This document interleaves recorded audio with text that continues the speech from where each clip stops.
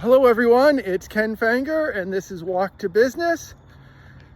And this week I have been having some wonderful conversations with some good friends, and we've been talking about, of course, AI and security, because what else do I do with my life? So this week I was talking with a good friend who's working with a large group. He is an experienced programmer, and he was saying how much he has actually liked using AI. And as we talked through it, I saw where it all comes in and how it all comes together.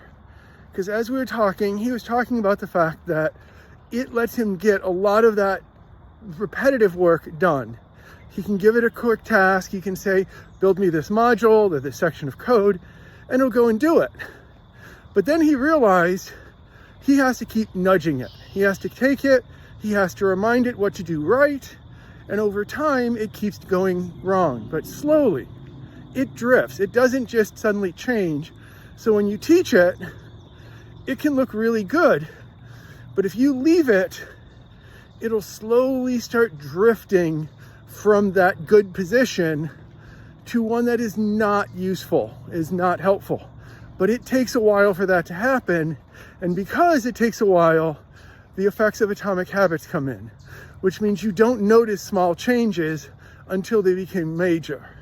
So he will go in, and every time he has it do coding or do work for him, he does a quick review of it.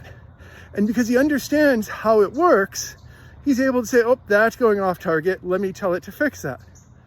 But here's the thing that we need to remember, and I told him this. He talked about it as it is like having a junior programmer. I said, that's true, but the problem is it's a junior programmer that never gets above junior programmer.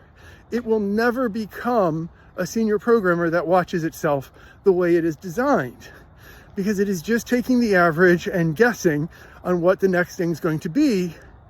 And we don't do that. Over time, we create mastery. We know what the next thing's going to be with a very high level of confidence. And so we can create new and develop things because we create that mastery.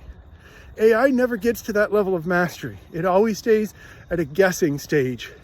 And that's why it is really good at what it does, but you need to be using it the way that it is designed to be used, and not using it as a replacement for the human mind.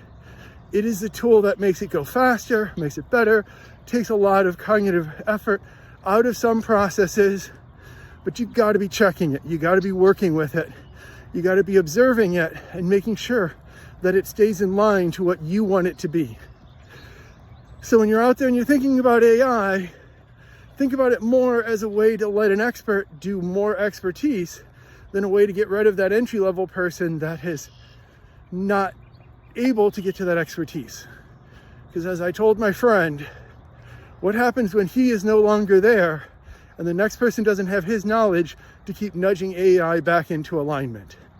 I've been Ken Fanger. This has been Walk to Business. Hopefully you enjoyed it, and I will see you next week.